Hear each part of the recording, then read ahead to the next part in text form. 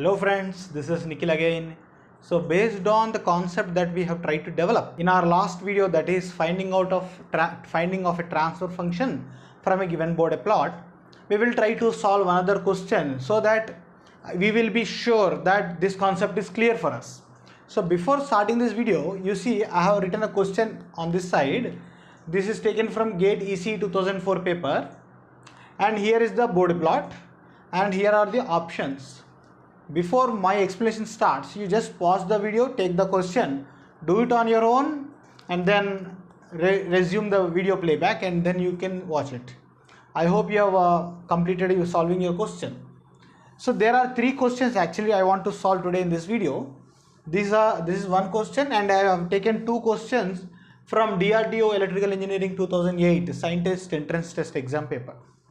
So let us try doing this question now. Again, see here, you have got what?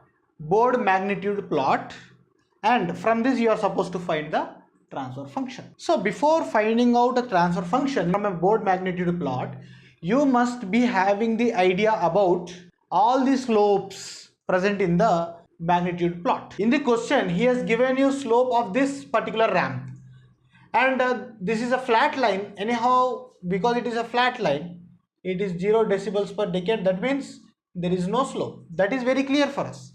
And you see here, this is also a flat line, so this is also 0 decibels per decade, that you can directly confirm by looking at. But there is a ramp here, and he did not tell you what is the slope of that ramp. We have to find the ramp or nothing but the slope. Suppose you want to find the slope of any line from a xy coordinate system. What will be the formula is equal to? Formula will be y2 minus y1 by x2 minus x1. As simple as that. So what is the y-axis of a Bode magnitude plot?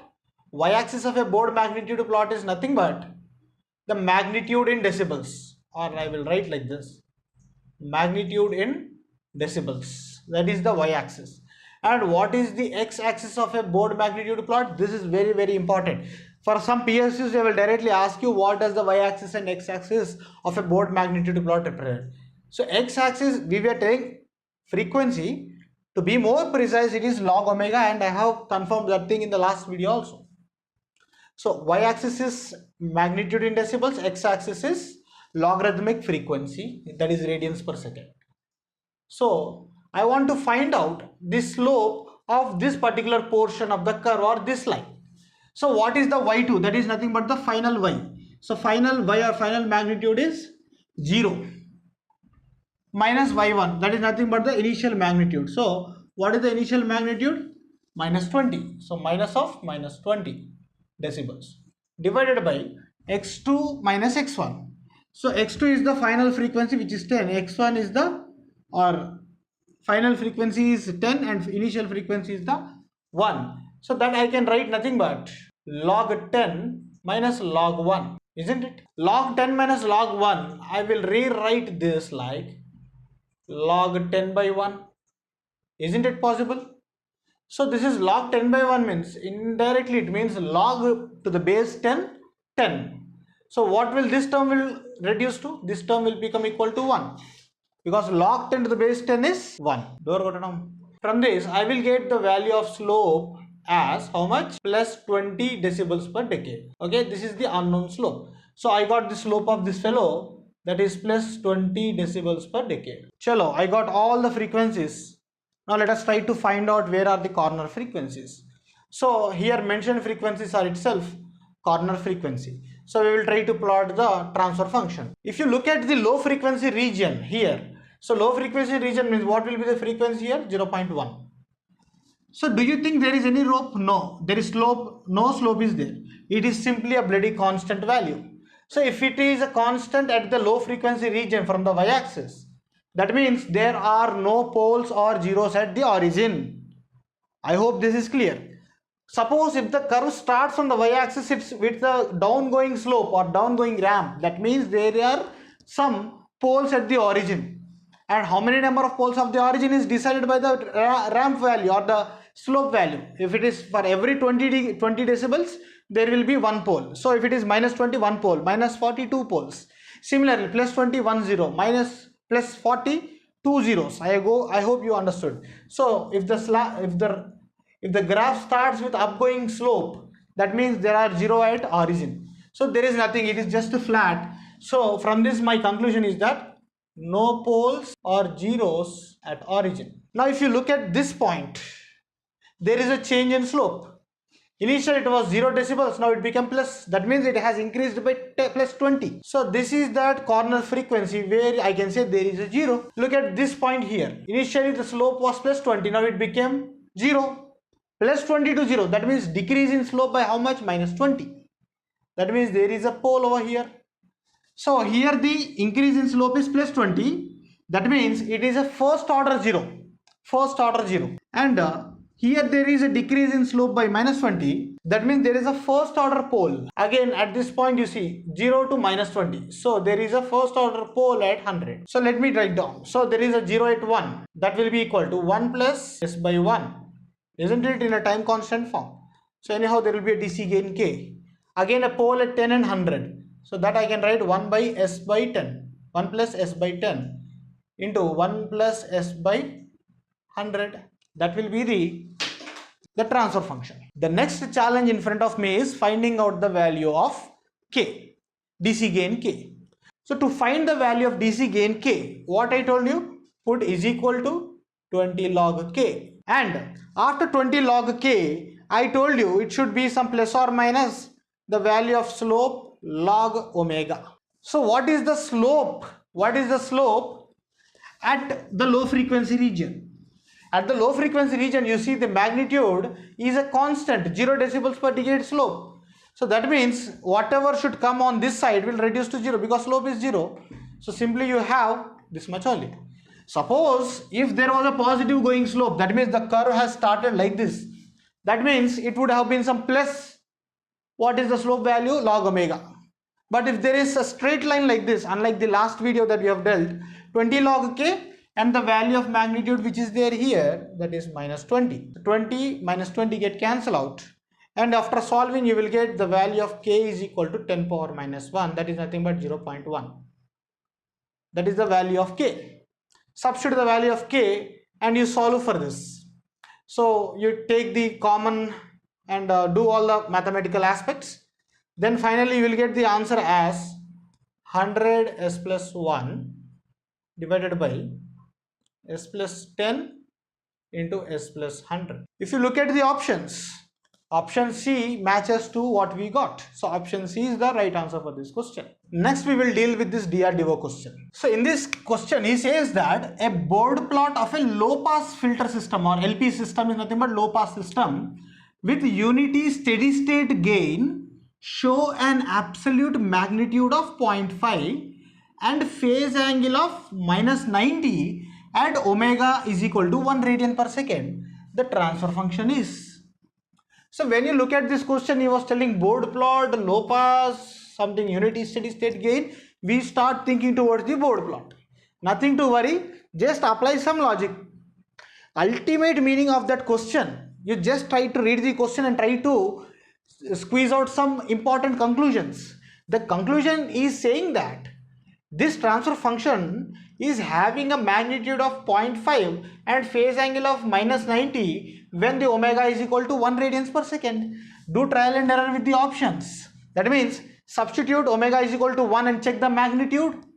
Isn't it? Won't that be enough? That would be 100% enough. So let me choose, for example, option D says that it is 1 by s plus 1 whole square. So to find the magnitude, what we have to do? Replace s with j omega. So if you replace s with j omega, then you will get 1 by j omega plus 1 ka whole square. Let us solve this whole square one. Then what I will get? Minus omega square plus 2 j omega plus 1. This I will rewrite like 1 minus omega square plus j 2 omega. So what will be the magnitude of this transfer function? Magnitude would be under root 1 minus omega square whole square plus 2 omega whole square. Let me put omega is equal to 1. Put omega is equal to 1. So if you put omega equal to 1, what I will get? This term will become 0. Then I will get 1 by under root 2 square that is nothing but 1 by 2, which is equal to 0.5, which is equal to 0.5. So I got the magnitude as how much? 0.5. Now we will try finding out the phase angle. How do you find the phase angle? So up to here only, you have to do up to here. So the phase angle can be found from this, is nothing but you are having a numerator and a denominator. So what is the numerator phase angle? It is simply 1. So it is 0 minus, what will be the phase angle of this term over here? That will be tan inverse of imaginary by real. So that is 2 omega by 1 minus omega square. Put omega is equal to 1. So if you are putting omega equal to 1, what is happening? This term is becoming 0. 1 by 0, anything by 0 is infinity. So tan inverse of infinity. Tan inverse of infinity. So when you get tan inverse of infinity at 90 degrees, so the phase angle will come out to be minus 90 degrees. So that means your option D is the right answer.